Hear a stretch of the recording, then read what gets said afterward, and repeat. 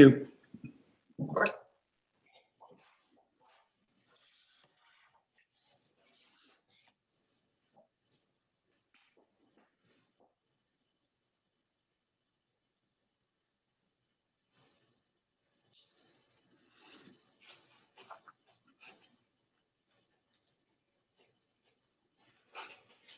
Hey, commissioners, if you mute during the pledge, it'll make it a little bit easier for me. I won't hear, it won't be like row, row, row your boat. That would be awesome. Yes, agreed. Whoever gets designated to do the pledge should be the only person actually verbalizing it.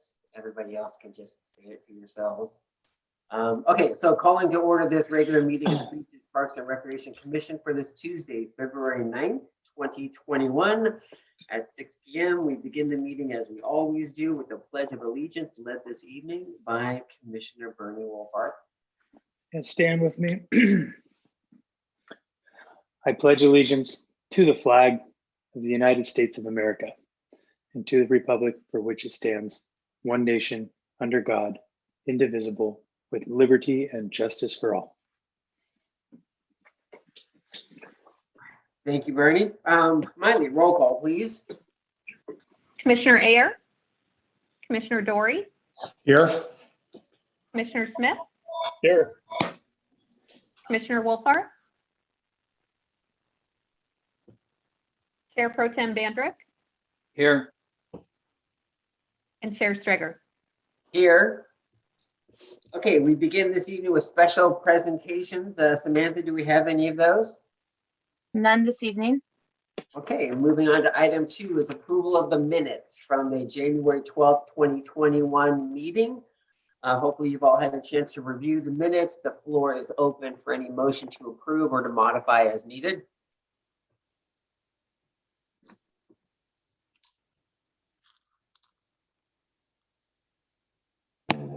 I'll move to approve the minutes as drafted and presented. Thank you, John. Okay, John seconds that. Thank you. Any discussion on the motion? Okay, as usual, all in favor, please indicate with your hand raised so that Miley can see rather than listening for eyes. So just raise your hand if you're in affirmance with the motion. 1, 2, 3, 4, 5. Miley, you got that? All right, that matter passes. Item 3 on the agenda, current community activities and events. Samantha? We're still not hosting events currently.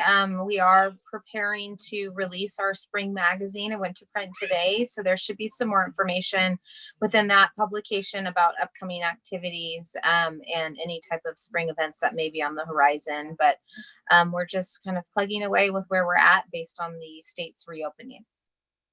Great, thank you. Okay, item 4 on the agenda, old business. We have none this evening. Item 5 on the agenda, new business. Item 5A is consideration of additional netting at Jim Johnson Memorial Sports Park. My first question, Miley, do we have any public comment requests on this matter? We have no public comment. Okay, Samantha, the floor is yours. Thank you, Chair Strager. Good evening, Commissioner. Samantha Wiley, Recreation Manager. Before you tonight is a consideration of adding errant ball netting. This commission will be familiar with this topic. It was covered in 2017 when Jim Johnson Sports Park was opened. And at that time, as it details in the staff report, Taylor Morrison, who was the developer and builder of the park in that area, offered to install errant ball netting along the soccer field. That's the artificial turf field adjacent, paralleling Avenida Vista Hermosa. And the commission gave a recommendation to add netting along both Vista Hermosa and the freeway off-ramp. And at that time, the city council voted to only install netting along the off-ramp adjacent to the freeway. So the netting exists there today. That's a 30-foot errant ball netting. There is a fence currently that is there. It's anywhere between 6 to 7 feet, depending on the height of the retaining wall below it. So this has come up. Council has given us direction for the commission to review this again. I do think that the staff report really summarizes where we're at. And again, this commission will be familiar with the effort. And I'm happy to take any questions if there are any, or go from there. Great, thank you, Samantha. Okay, so commissioners, if you can indicate by raising your hand if you have any questions of Samantha at this time. Okay, Bernie? Sorry, is there anything from 2016 or 2017 as far as like drawings, like a visualization of what this would look like with the netting? I'm assuming that I wasn't part of that conversation, but my assumption would be that that had something to do with the council going against BPR's recommendation.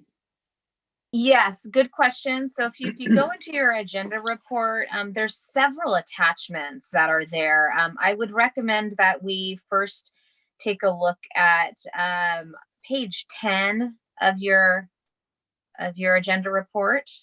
So I see those. I just didn't know. I see like the little sketch drawings. I didn't know if Yes. anybody had actually rendered it. Like No, we've not done a rendering, but I can tell you, I think one of the best and most viable options, if you're looking at that sketch drawing, if you're Steed. familiar with what Steed Park looks like and the netting and fencing where it kind of marries itself together, that's what the concept would be. If the commission wants to go that direction, that would be staff's recommendation. That way there's not a lot of overlap of fencing and netting, and it doesn't look too tangled up, if you will. The Vista Hermosa is a little bit different in that sense. Vista Hermosa has turf to it's at the ground level. So this netting is the recommendation would be that it would meet at the top of the fence and then continue up to meet that full 30-foot height. That's what staff would recommend at this point.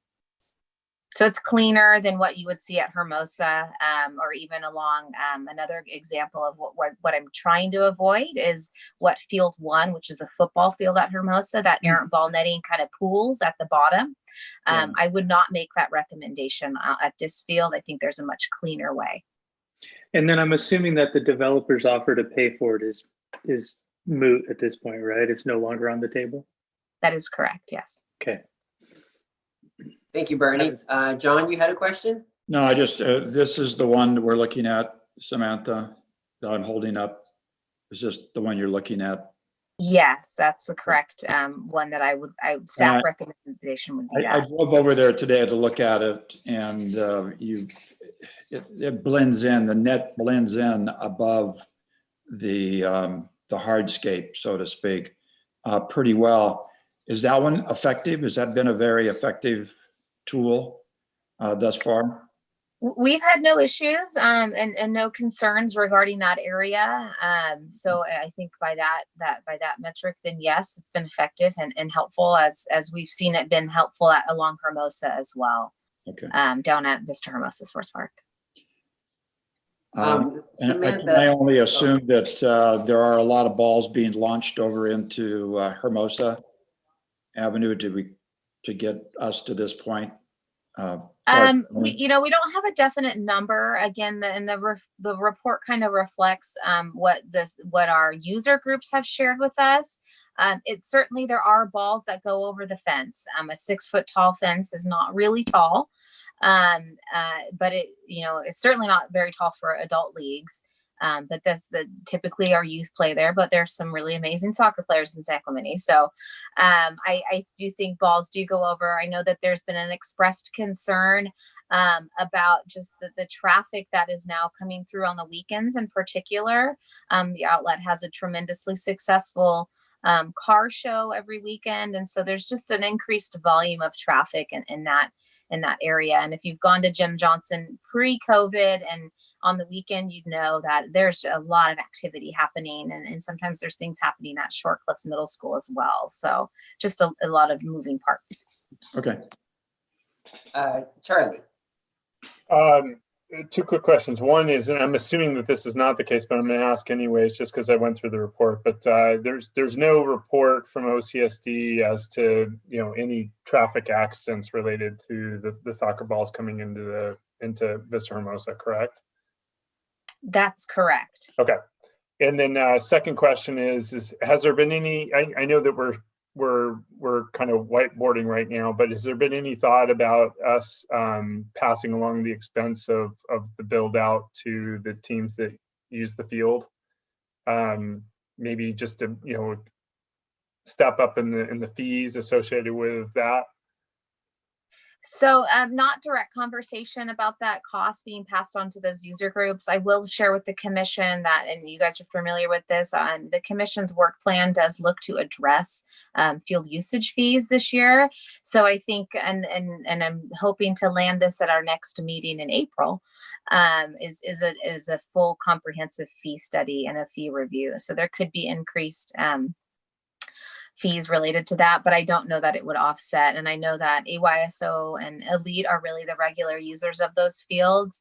I don't know that they have a lot of money to contribute towards it, but I'm certainly happy to entertain that conversation with them as well. Okay, just as long as we can somehow, some way incorporate that cost, whether it's amortized over a number of years, that's fine. But just as long as we're the city, it's really the direct users that are benefiting from it the most. I mean, yeah, there's a safety element to it associated with it as well, but let's make sure that the cost is lying where it ought to lie. Yeah, and I appreciate that. One of the other things related to cost is that the warranty and then the ongoing maintenance. Staff have done some research on different companies. Currently at Hermosa, we usually can get around 8 or so years out of our errant ball netting. I know that there is a company that we've spoken to who actually has a longer warranty than that. So that's certainly an appealing option as well, to try to get just a longer lifespan from it. Okay. Okay, Samantha, real quick. So on option B, assuming that's the one that we like the most, I want to make sure that the bottom of the net attaches to the iron gate in such a way that a ball hitting the net doesn't just come straight down the net and fit between the net and the gate itself that's there and still make it out of the field. So there's a plan to have the net attached to the gate somehow at the top? Absolutely. And I'll kind of defer back to my thought of Steeds definitely fills that. And if you think about a baseball is certainly, or a softball is certainly a lot smaller than a soccer ball. So this is the same exact setting we've got there. It's 12 or 14 foot chain link plus an additional errant ball netting on top of that. And it's really pinned down and strapped down. So you're not going to get balls, particularly a soccer ball, that will be able to slip through. And that netting becomes pretty taut as well. It's meant to really withstand any kind of ball going through it. Yeah. Okay, so commissioners, without more questions, I guess I'll just start the conversation by saying that I remember this topic well when it first came around. In fact, I was pleased to see that I actually made the motion, which, as you guys can probably attest to, is a pretty rare thing for me to jump in there and actually make the motion. But I felt strongly back then that we needed netting on both sides. I was disappointed that the decision was made not to do it for pure aesthetics, especially when it was being paid for by somebody else. And so now we have to foot the bill ourselves. My feelings haven't changed over the years that it's still a safety issue. And even though it hasn't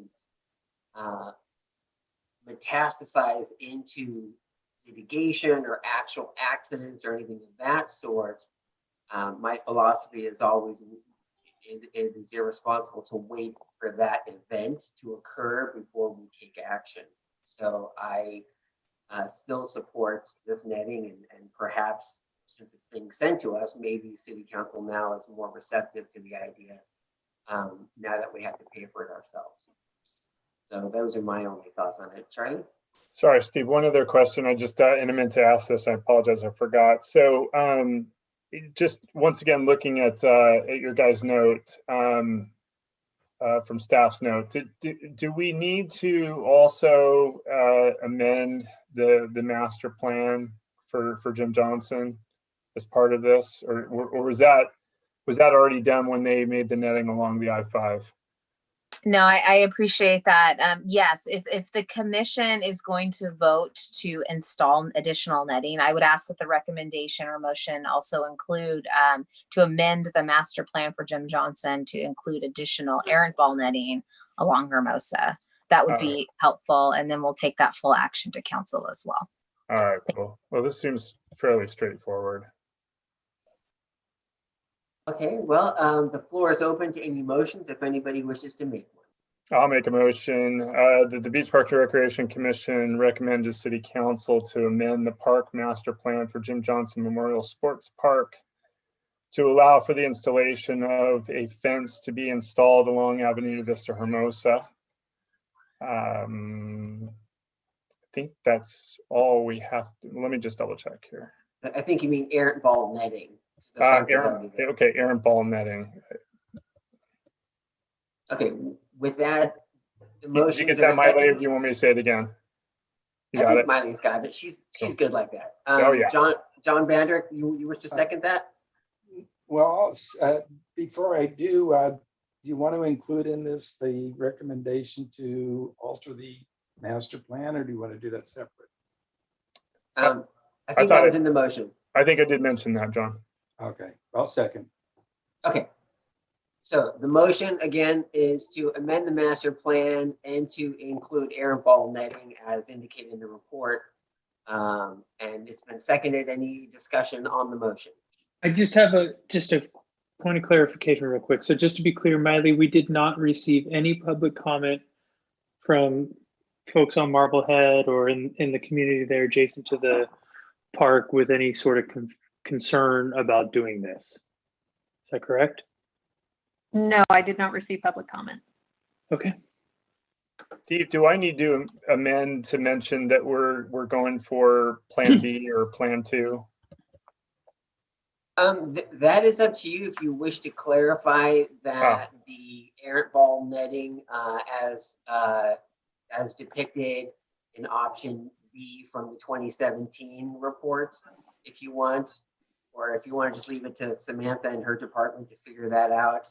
If we approve errant ball netting, just leave it to them. We'll pick the best one. However you want, it's your motion. Well, I liked Plan B. The Plan A was, hang on.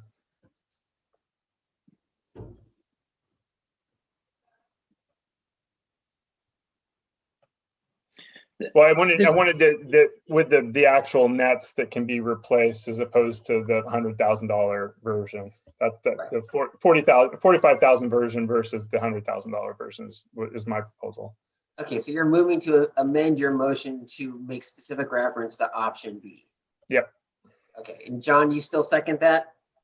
Well, is that the net that's preferred as far as longevity? That's just the design. That's not who's providing it yet. Okay, yes, no objection. Okay. Any discussion on the motion? We all understand the motion? Okay, good. All right, so by indicating with your hand, indicate if you are in favor of the motion. 1, 2, 3, 4, 5. That motion passes. All right. Thank you, Charlie. Thank you, Miley. Okay, that does it for item 5A. Moving on to item 5B, an old favorite. I understand we have 3 matters of public comment on this. So Samantha, why don't you do your report first? And then we'll get to the public comment and then we'll have some discussion. Okay, thank you. So this item before you, the commission tonight is related to dog access onto public beaches in San Clemente. As Chair Strager referenced, this has come to the commission and to council a number of times, as is reflected in the staff report as well, dating back to 1989. And I'm going to be brief on my report because I think the details of the report really summarize where we've been and where we've landed. I do want to point out that this matter is also going to be taken up at the Coastal Advisory Committee meeting this Thursday. And they will talk about it from kind of that environmental and coastal perspective as well. At this point, what we're going off of is other models that cities are doing. And there are also cities that are not still allowing dogs on the beach. So at this point, staff is seeking direction or a recommendation on next steps to further look at this option, or if the commission has a recommendation this evening they'd like to pass to city council, happy to entertain that as well. Great, thank you. Miley, do you wish to put onto the record our 3 comments? The first is from Anonymous. I am adamantly opposed to allowing dog access on any beaches. I frequent the inland trails, green belts, and city parks. Unfortunately, I witnessed so much dog poop in all these venues. Dog owners are even leaving the green belt provided doggy bags filled with poop all over the trails. This is disgusting behavior, and we do not need to pollute our ocean and beaches with dog excrement and pee. The city already has water quality issues, and dogs on the beach will worsen the existing problem or reverse any progress already made. Additionally, we have been charged by dogs on the trails and parks. Some dog owners don't feel they have to abide by the rules, and it presents a danger. Safety and ocean water quality should be the priority. Otherwise, the residents do not need to pay into the water quality bond any longer. The next is from Cara Black. There are limited areas in San Clemente to exercise dogs off leash. I recognize that our beaches can be crowded between 9 a.m. and 6 p.m. and it would not be appropriate to have dogs off leash during those times. I request the city consider allowing dogs on the beach prior to 9 a.m. and after 6 p.m., similar to other cities like Capistrano Beach, Laguna Beach, Newport Beach, and Del Mar. And the last is from Helen McHugh. I strongly object to dogs on the beach. We don't have enough sand for people. It is unsanitary, dogs peeing and pooping. People may pick up the poop, but they can't pick up the pee. I don't want to place my towel on pee or poop. And that is all. Okay. Thank you very much, Miley. And so, Samantha, question for you, if I may begin. I have, as you know, been here since 2008, when we took this matter up the first time. We've gone to city council a few times with different proposals for limited beach access, and it's never been adopted by a city council. And how is it that it came back to us, and is there something different that the city council is looking for from us that we haven't presented in the last 12 years, give or take? I don't know if I can totally answer that question for you, but I think this effort is because it has not been looked at. Well, let's see, 2013, 14, it hasn't been looked at dating back that many years. And I will note, it looks like in 2016, the commission had directed staff to research options. We did have to have some staff turnover at that point. So I don't know that ever happened, if anything was brought back to the commission regarding that, because there's no additional staff report following up on that. So I think council's direction is really for the commission to take another look at it. If we kind of follow the timeline, it seems like it comes up every 5 or 6 years. We want to look at it again to see if it's still a model that we should be practicing, or if there's a different model we should be implementing. I think that's really council's goal behind it. And also, of course, our 2018 master plan absolutely tells us we need to review dog access. It doesn't specify to the beaches necessarily, but broadening dog access opportunities, whether that's in the form of off-leash dog parks or additional access into public spaces. So I think that's really the nexus behind it, and I hope that answers your question. It does. I will remind that several years back, we got a soft green light to look at off-leash dog runs. And we had talked about 3 or 4 areas in parks, Sanji being one of the primary areas, where we would put some fencing up. And there was an area where it was a good 60 yards long of just allowing dogs off leash to run in a confined area in the park. The idea of giving residents a place to take their dogs off leash so that they can frolic as nature intended was designed to ameliorate the pressure of getting them onto the beach. But it seems like we haven't done the off-leash dog runs either. And so is there still, what is the temperature of the rec department in terms of looking at these off-leash dog runs in addition to or in lieu of beach access? I think staff are very amenable to that. I do believe that off-leash dog runs are absolutely viable. They would be well utilized. We know that. And I think the San Gregorio is a great spot for that. I do want to point back to our site-specific master plans that we're going to look to kick off in the next month here or so. We're doing 5 of our really big parks, as the commission knows. And I think any one of those parks, whether it's San Luis Rey, Bonita Canyon, Linda Lane, San Gregorio, or Steed Park, any of those sites, as you can all vision, are really great areas for potential off-leash dog spaces, whether in the form of a dog run, if you will.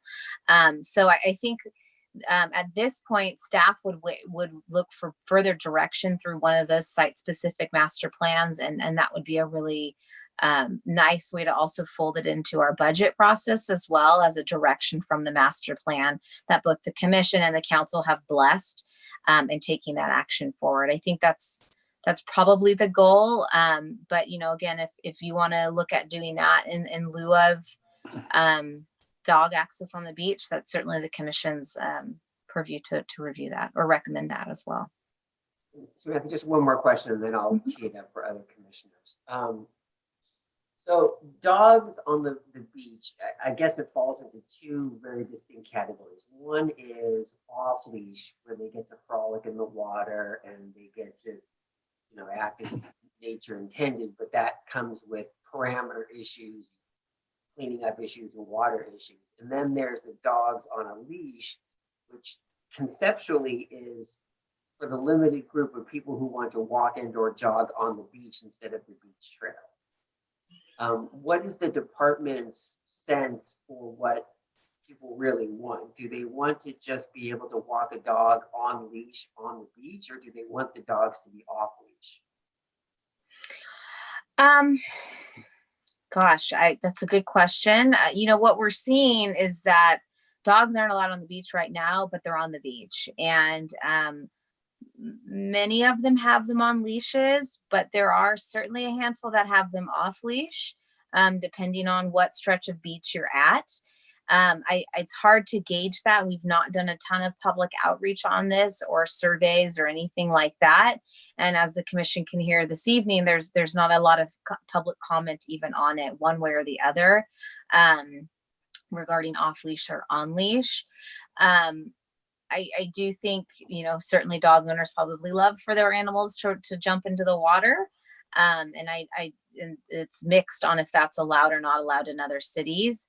I would ask that I have to get the city attorney's feedback on what we're allowed or not allowed to dictate what happens in the water necessarily. We typically have purview up into the water line or the tide line. That's usually where our jurisdiction kind of ends. So, but certainly if they're not allowed off leash, then they would have to be on leash no matter what, whether they're in the water or not. Okay. Commissioners, indicate by hand if you wish to volunteer some comments if you have any. John Banner? I would, and I love taking my dog on the beaches and stuff like that where they're permissible and things like that. But our biggest problem around here is we've lost so much beaches, and from season to season, we never know how much sand we're going to have down there. And I just can't see letting the dogs, down there on the beach, like people say, they're going to poop, they're going to pee, and sometimes most people, I think, would pick them up, but there are always some that don't. So I just can't see allowing dogs on the beaches at this point. Anybody else wish to volunteer some commentary? I guess my one question would just be, I wonder if it might make some sense to, I think we've done this sometimes past, but I wonder if it might make some sense to try to look for more public commentary on this, just to gauge public feedback a bit more. I tend to side with John. I think thinking about this right now might be a bit premature. I think it probably would be better if we waited for a good helping of sand replenishment, and then take the issue back up. I mean, I love my dog. I love my dog on the beach. I take him down to Capo Beach. I think sand replenishment is important, and I definitely think the dogs need to be on leash. I think off leash might be a bridge too far. That's my 2 cents. Charlie, I'm not laughing at you. There's been a ponytail walking behind Steve I all love that. night, I've been and it noticing just it the makes me entire smile. time. It's so funny. It just keeps going back, and it's just below the desk line. What a bother. Charlie, I think I agree with you here. As I look through this, I do remember there was a considerable amount of public comment when we were going through the master plan process on dogs. And, I think in a perfect world, it works. But if I look at the beaches where they do allow this, save Capo Beach, which is not there anymore for the most part, they're significantly larger beaches than ours. I've spent time at a lot of these, and I've had to run to the water to clean out between my toes. And so I wish that we had a solution for the dogs on the beach. I don't know that we do. I do like Steve's idea. I don't know that this is the time for it, but I did meet with a group of residents, Shorecliff residents at Sanjee a couple years back, and walked it, and they had a plan for a dog run, and it made sense. And I think what we decided to do is wait for that site-specific plan to come up to discuss it.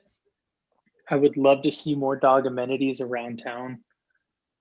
But it just seems, if I look through this thing, that we've successfully talked about it and said no since the late 80s. And I sort of have to side with the comments that have already been discussed so far. I wish we had more public comment in favor of it tonight to help, but it would seem that what the public is saying, at least this evening, doesn't support it. I'm going to make it unanimous here. I think we're not able to comment on this without going to the public and getting input. I mean, we all have our opinions. First is, for my opinion is, because I live down here at Riviera Beach, and that's a state beach, basically, where I am. I think a lot of people in this town think that this whole area is all city beach, that we control it all somehow. Because I've had people tell me that, why don't you just have a dog run down by Riviera or down by Calafia, or these places that they think we have control of. So first of all, part of it is just education. People don't know the extent that we have. And then if you want to have it at North Beach, well, then there's a lot of people just go, wait a minute. That's kind of where that's our beach. You know, we want to be able to lay out there, don't want the dogs there. And if you put it somewhere in the middle, like 204s, you can't get to it. So it's just hard to find that spot that has parking and the ability to get your dog down and back, and is a beach that isn't used that much. So I just find it very, very difficult to find the ideal location. But I'm on another committee that's looking at the water quality in our beaches, and we get shut down at the pier all the time. And so water quality has got to be an issue. And there's speculation whether it's human or it's birds or it's animals or what have you. And we haven't got our hands around that either. So that's another one of those little issues that floats around out there that might have influence on our decision. But for me right now, I'm in limbo. I'm not real excited about saying, yeah, let's put one over at X and we'll put a time on it. And I'm good with that. I'm just not at this point. I think I need more input. So when we did these public workshops in 12, I think it was 2012, we did the public workshops, and then maybe 2016 we did some more. It's all a blur for me. We had a lot of public interest in the topic. When we did the master plan, we had a lot of interest in the topic. We don't presently seemingly have a lot of interest in the topic. I don't know if that's just because the people who are pro dog on the beach just gave up, because after 10 years, you just kind of figure what's the point. Or if people just don't have an opinion one way or the other anymore. It is curious to have such a small base of commentary on a topic that usually generates, back in the day, we had 100 people show up to a meeting just to comment on whether they wanted to put their towel in poop or not. That seemed to be what the line was. I will just go on record as saying I am always in favor of some limited hour day structure, like what is in place in a lot of other cities. But obviously there isn't a strong enough pull now for us to do something that engendered a lot of strong opinions at one point in time. And I think we'd be doing a disservice to city council by making a recommendation in a vacuum. But I gather it came to us because city council, at least some members of the new city council, wanted this teed up. So I don't know if that means that there's interest in doing this and they wanted us to start the process, or if this really is just let's put a bow around this. So I'm not sure. I'm at a loss for how it is with us and why it's so quiet. So I'm with everybody. Is there a precedent for us to table this and so that we can gather more info? And how would we communicate that to the public at large effectively so that we could get more public input and make a more informed decision? Yeah, it's a good question. I mean, certainly we can table it, but then the question becomes, table it in what manner? Table it to take it up as business at another meeting that would require us to then put notice out to everyone that it is an agendized item. There is a possibility of action being taken on it, and then try to generate more interest. Like I said, like everybody else, I'm a bit at a loss for why there's so little interest in it. People don't know. It's not getting out there enough. I don't know. If we table and kick it to another meeting, then it does help to create some groundswell and some interest in the topic. The more times we kick it, the more people start to pay attention. But anyway, I don't know. John Dandrick? I think we'd be doing a disservice if we didn't send an opinion up to the city council and just say, you know, we've discussed it, and at this point, we agree that dogs should not be allowed on the beaches. Is that a motion? Well, that's my opinion right now. You know, Yeah, I would, my personal opinion is I would probably prefer, if that were the case, I'd probably prefer Bernie's approach, which is at least kick it for one meeting, give the public one more chance to chime in. And then we stand it up saying, you know, the crickets of public comment lead us to take no action. And then they can do whatever they want up there. I feel better about that approach than just this first one-off, because we know from the history, and John, you've been here with us, Oh, know yeah. from the history, opinions have been strong and multitude of them in the past. I just can't see, like I said, with the size of the beaches we have and the deterioration, which is ongoing, that we have any space.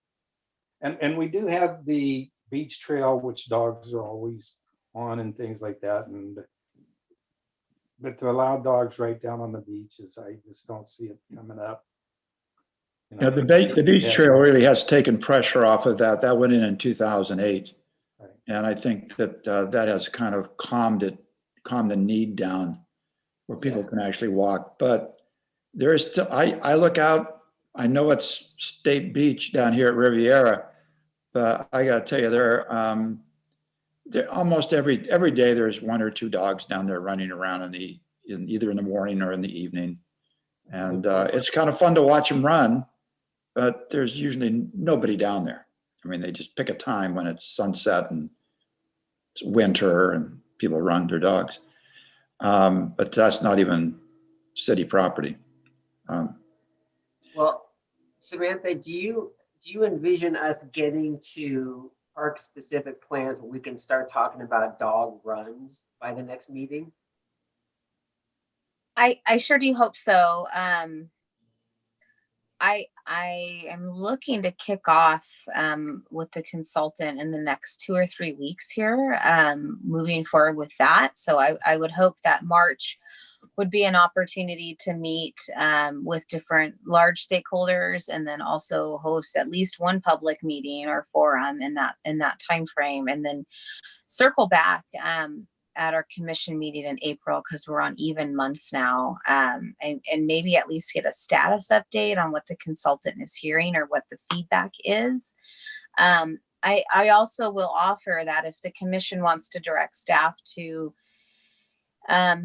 look at different ways to do more outreach regarding the topic, whether that's people on the ground asking random populations on the beach, obviously happy to do that. If there's a survey that should be distributed, we can do that as well. The BPR department can get a little creative in how we do a little bit more outreach on it if the commission would like to give us direction on that, and we can come back in April with that feedback as well. It would be, the outreach is great. I mean, I think if we're going to knock on doors, so to speak, there's a couple pieces that that would be important for me, is that the respondents would be residents of San Clemente, and that we would do it at a time where people are using the beach, where it's a bit more crowded, because I think that opinion would be different than today, where it was snowing in San Clemente. So I think those would be my 2 points of thought. But yeah, I don't want to overkill this, but I do know that I've had a lot of people reach out that have very strong opinions about this, and I'm frankly just surprised that we didn't have public comment from them. It's just over the last 3 or 4 years. So Why don't we, so I don't see any problem with us tabling this to April, with the expectation that we can at that point table again to June, because that'll get us into not only a time frame when it makes sense to start polling people, at the appropriate time, because the summertime is when the most people are out there. That might be a good time to generate, because obviously, at 9 o'clock in the morning in January, who's going to object to a dog on the beach as much? So maybe that's an approach. We continue to April, we leave it to the department to decide how to tee it up. Maybe with the expectation that we're just going to field input in April, and then in June, maybe make more decision making. And anybody have any thoughts on that? All right. Yep, go ahead. Quick question, Samantha. I'm sorry if I missed this. How did this come up again? Was council asking for our input? Yes, the Okay. council did ask for input, but also it was in the commission's work plan as well to look at it. And then the other component is it's addressed expanded dog opportunities in the master plan from 2018. It states it in there as well. So this is an effort to look at that and circle back to that document as well. Okay. Yeah, well, and to be clear, Charlie, our work plan was dog access in public spaces, not specifically beach. Because I'm Right. still a big proponent of these off-leash dog runs, which I think serve a greater purpose than allowing dogs into places where we currently don't allow them. Yeah. People just want to let their dogs run. And, But I had always, yeah, spot on. And I had always envisioned that those, the amenities that we were going to provide for off leash were going to be within parks, not on beaches. At least that was my impression of where I thought our conversation was going. yeah. Well, within like a chain link fence area within an existing park. Right. Yeah. Like it basically moving Barron to like a San G, something like that. Correct. That concept. Yeah. Exactly. Okay, well, so then I guess I'll just make the motion that we table consideration of dog access to public beaches to the next meeting in April. Is there a second on that? I'll second it. Bernie seconded. All in favor by indication with your hand, please. 8 for 5. Okay, we table that one. Thank you. Samantha, very good report, by the way. Your department to put this report together. It's very, very helpful. Thank you.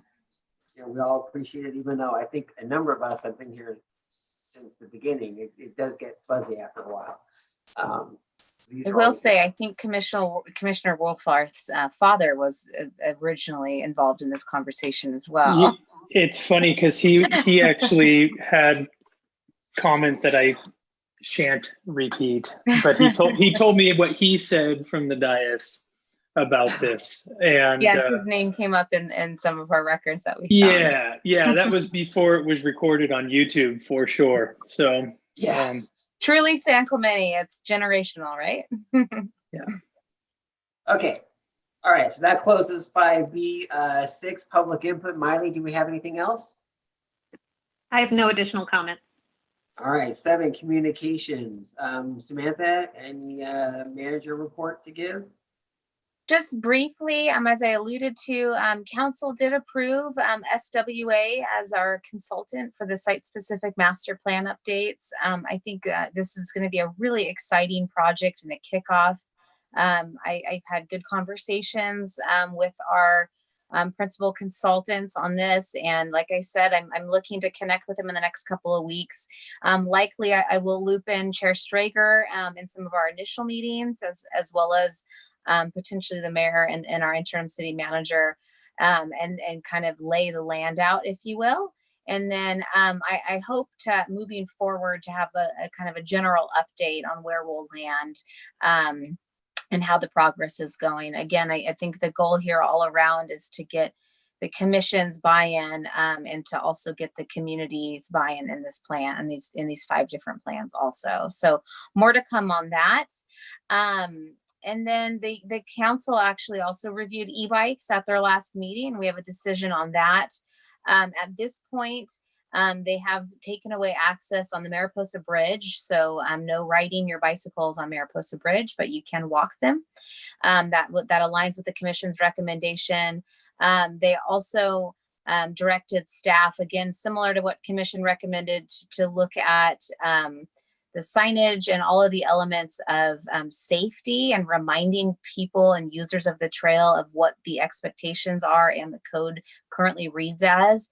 They voted to not do anything to the speed limit at this time, but did direct staff to come back to them in 6 or so months with a status update. And in that time frame, BPR as well as OCSD and the park rangers out of code compliance will work closely together, and marine safety as well, to develop a education plan to reach out to the community. OCSD has done a really good job of kicking that off. They've connected with Vista Del Mar already, and the principals at both the elementary and middle school side, and kind of gotten on campus, identified a number of different class 3 bicycles. And again, the opportunity there is to educate the kids, educate the parents, and what the expectations are throughout the community. So I commend OCSD, Lieutenant Manhart, and also our SROs out there, our school resource officers, doing a tremendous job of connecting, because that is absolutely the level that we need to get to. So we'll also be releasing a PSA or around town as well in conjunction with OCSD. So that's the e-bikes component. And as I mentioned earlier, our spring magazine is coming out. BPR is gearing up for summer. We are hoping to run summer camps in the abridged form of what's allowed based on the state guidance, but we're excited to see many of our regular camps come back into action, so the public can get engaged again with recreation activities as well. And I think that's all I have for you guys tonight. Great. Thank you, Samantha. Water quality, John?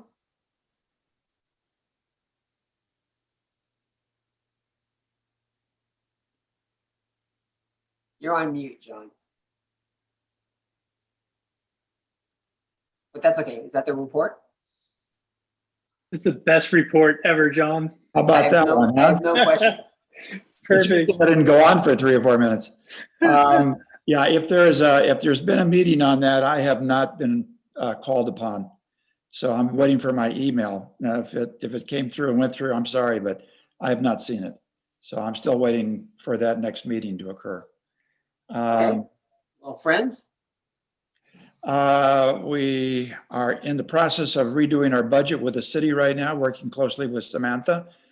We have a meeting on Thursday of next week, at which time we hope to finalize that and get back to the city with what we can do for you this year based upon what we think the year is going to look like, which is still, who knows, but we're hopeful.